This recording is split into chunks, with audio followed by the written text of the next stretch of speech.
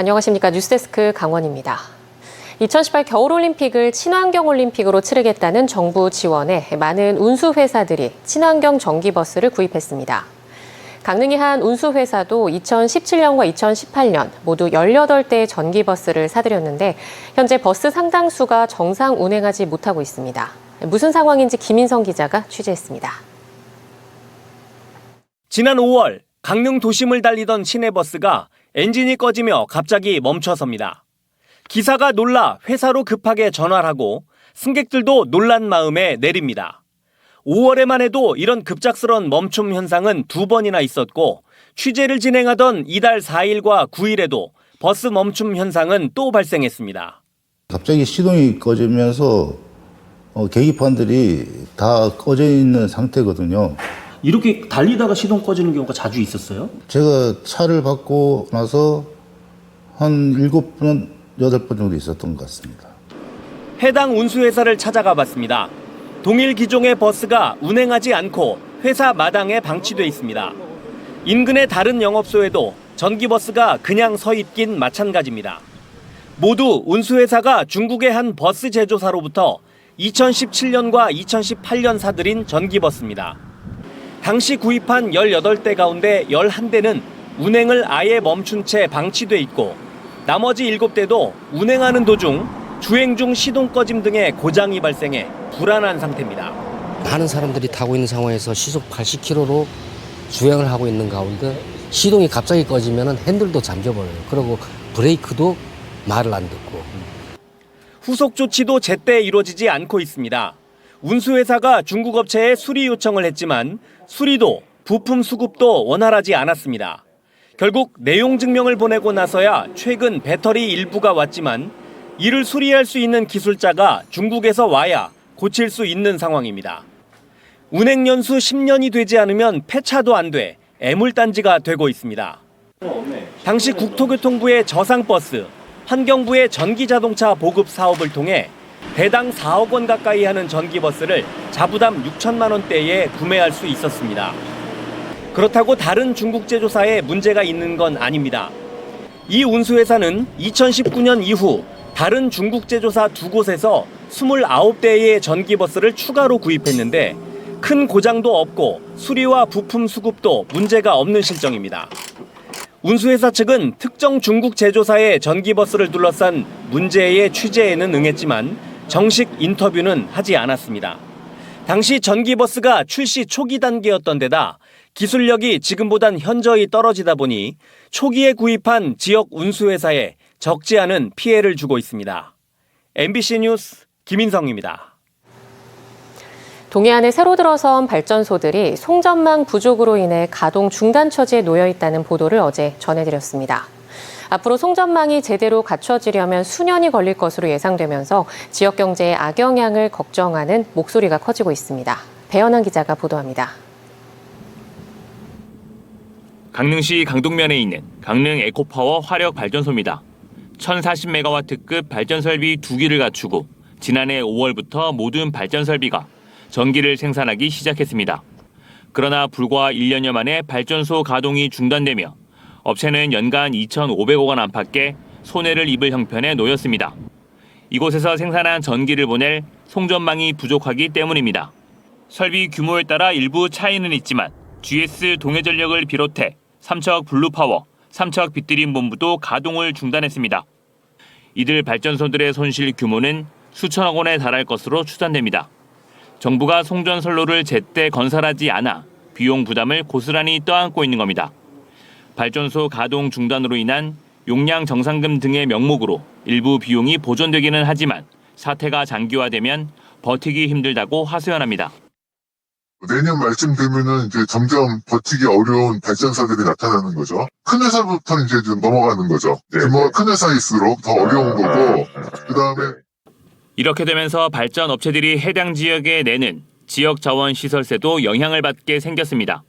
지난해 삼척 블루파워를 제외한 동해안 지역 발전 업체가 강릉과 동해 삼척에 낸 지역 자원 시설세 규모는 146억 원입니다.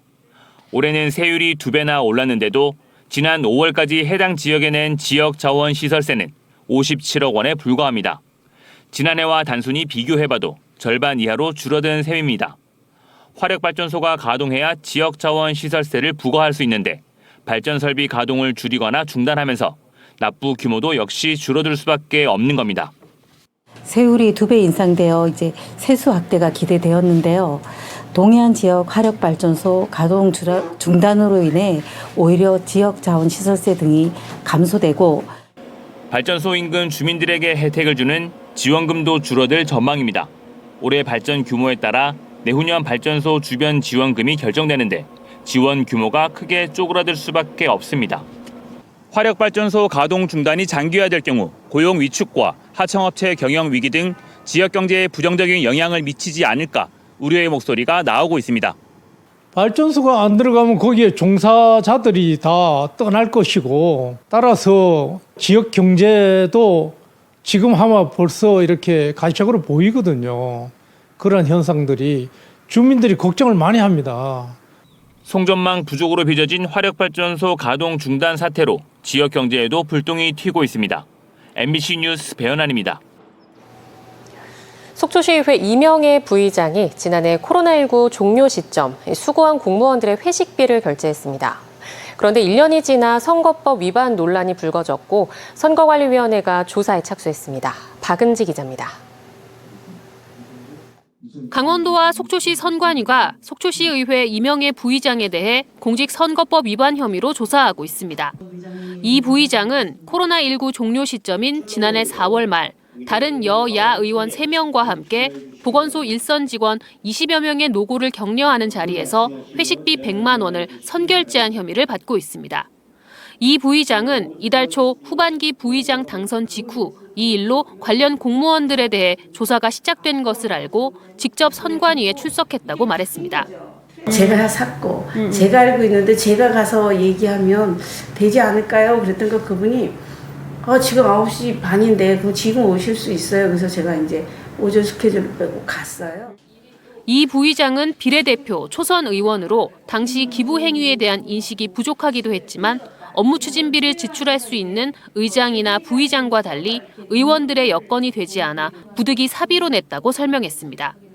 한번 격려 차원에서 하면 되는데 우리는 의원들은 업무 추진비라는 것도 없고 이러다 보니까 우리가 사실은 십시일반 이렇게 좀 걷어서 하는 마음으로 그렇게 했지만 당시 회식에 참석했던 공무원들도 당혹스러운 분위기입니다. 의회 차원에서 코로나19 현장 직원들을 격려한 회식은 처음이었고 공식 간담회로 알았기 때문입니다. 또 1년도 지난 지금에 와서야 문제가 될 줄 몰랐다고 덧붙였습니다. 감사했죠. 직원들한테 고생했다고 알아주시니까 그냥 그걸 끝이었었는데 갑자기. 선관위는 이 사건과 관련해 현재 당사자와 참석 의원, 공무원 등을 일부 조사했고 아직 어떤 결론을 내린 단계는 아니라고 밝혔습니다.